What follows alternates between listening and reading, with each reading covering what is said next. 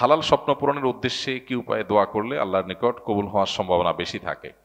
আপনার কোনো একটা বৈধ স্বপ্ন আছে, সুন্দর একটা চাওয়া আছে, অন্যায় কিছু না, এইটাকে আল্লাহর কাছ থেকে মঞ্জুর করাতে হলে আপনি কি করবেন? আমরা বেশিরভাগ মানুষ মনে করি দোয়ার এটা বোধহয় কোনো মন্ত্রের মতো, যে বিশেষ কোনো মন্ত্র শিখাই দিলাম, বললাম আর কাটাকাট হয়ে গেল। বিষয়টা সেরকম না। দোয়ার যে কনসেপ্ট, এটা আমরা অনেকে পরিষ্কার না জিনিসটা কি আসলে। দোয়ার কনসেপ্টটা হলো, আপনার সাথে আমার জানাশোনা আছে, আপনি আমার কাছে একটা জিনিস চাইলেন, কখন চাইবেন, চাইলে আমার মন মেজাজ ভালো থাকবে, এটা আপনি বুঝে বুদ্ধিমত্তার সাথে আপনি তখন চাইলেন। কিভাবে চাইলে আমি খুশি হব আপনি জানেন, সেভাবে চাইলেন, তাহলে সেক্ষেত্রে আপনি জিনিসটা পাওয়ার সম্ভাবনা জোরালো। তাহলে মূল জিনিসটা হলো আপনার সাথে আমার সম্পর্কের ব্যাপারটা। আপনার সাথে আমার কোনো সম্পর্কের ব্যাপার ট্যাপার নাই, পরিচয় নাই, জানাশোনা নাই, আস্থা নাই, আমি আপনাকে কিছু চাইলেই যে দেব সে ভরসাও আপনার নাই, কিন্তু আপনি এসে আমার সামনে একটা মন্ত্র পড়ে দিলেন আর আমি টপ করে আপনাকে দিয়ে দিব। বিষয়টা সেরকম না।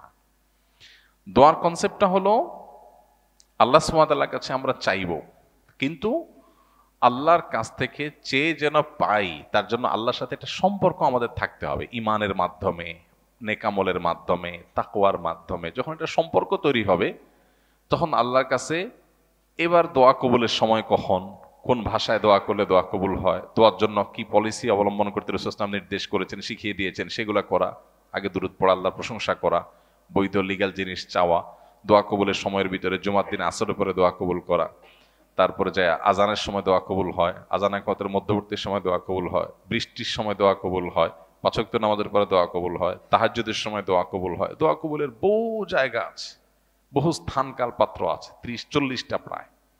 এ নিয়ে আমাদের একটা ভিডিও আছে বড়, 30-40টা দোয়া কবুলের জায়গা হাদিসের আলোকে আছে। আপনি সেই জায়গাগুলোতে বিশেষ প্রায়োরিটি দিয়ে, আর এর বাইরেও জেনারেল টাইমে আপনি আল্লাহর কাছে দোয়া করবেন, কিন্তু মূল পুঁজি থাকবে কি, ওই যে আপনি আল্লাহর সাথে কানেক্টেড, আল্লাহর প্রতি বিশ্বাস আছে, আল্লাহ আপনাকে, আপনি সেটা বলতে পারেন, আল্লাহ আমি আপনার প্রতি বিশ্বাস রাখি, আমি ঈমান এনেছি, আপনি সমস্ত সমস্যার সমাধানদাতা, আমার বিশ্বাস আছে আপনিই পারেন। আল্লাহর কাছে সেভাবে যখন উপস্থাপন করবেন তখন সেটা পাওয়ার সম্ভাবনা থাকবে। আপনার কোনো লিগ্যাল বা বৈধ কোনো জিনিস যেটা অন্যায় নয়, অন্যায্য নয়, পাপের বিষয় নয়, সেটা যখন আল্লাহর কাছে চাইবেন, এই যে আল্লাহর সাথে সম্পর্ক বিল্ড আপ করার চেষ্টা করবেন ইমানের মাধ্যমে, তাকওয়ার মাধ্যমে, পাশাপাশি সুন্দর করে দুরূদ পড়ে, আল্লাহর প্রশংসা করে, কাঙ্ক্ষিত জিনিসটা পেশ করে তারপর আল্লাহর কাছে চাইবেন। দোয়া কবুলের জায়গা যেগুলো বললাম সেগুলোতে বিশেষ প্রায়োরিটি করলেন, ইনশাআল্লাহ আল্লাহ তাআলা আপনার দোয়া কবুল করবেন। আল্লাহ তাআলা বলেছেন, উদউনি আস্তাজিব লাকুম, তোমরা আমার কাছে দোয়া করো, আমি তোমাদের দোয়া কবুল করবো। আল্লাহ ওয়াদা করেছেন। ইমানদারের দোয়া কখনো বিফলে যায় না, যদি আল্লাহর প্রতি বিশ্বাস থাকে, তাকওয়া থাকে, মিনিমাম সম্পর্ক থাকে আল্লাহর সাথে, তাহলে কি হবে? ইমান আনছেন, এর মাধ্যমে একটা সম্পর্ক আল্লাহর সাথে আপনার হয়ে গেছে, আল্লাহু ওয়ালিয়ুল্লাযিনা আমানু, কানেকশন হয়ে গেছে ইমান আনার মধ্য দিয়ে। তাহলে আপনি আল্লাহর কাছে যদি কিছু চান, আর কিছু না হোক, যেটা চাইছেন সেটা যদি নাও পান, হতে পারে আল্লাহ তাআলা, কখনো কোনো হাদিস দ্বারা আমরা জানি, মানুষ দোয়া করে আল্লাহর কাছে চায় একটা, আল্লাহ দেয় আরেকটা, যেটা তার আরো বেশি দরকারি, সে জানে না যে এখন সে মোবাইল চাচ্ছে আল্লাহর কাছে, অথচ তার এই মুহূর্তে একটা বিপদ আসতেছে, ওইটা থেকে মুক্তি দরকার, তখন আল্লাহ তাআলা ওইটা তাকে দান করেন, এটা দেন না, আরো গুরুত্বপূর্ণটা দেন। আমরা তো মনে করি দোয়া কবুল হয়নি, দোয়া কবুল হয়েছে, আমি টেরও পাইনি।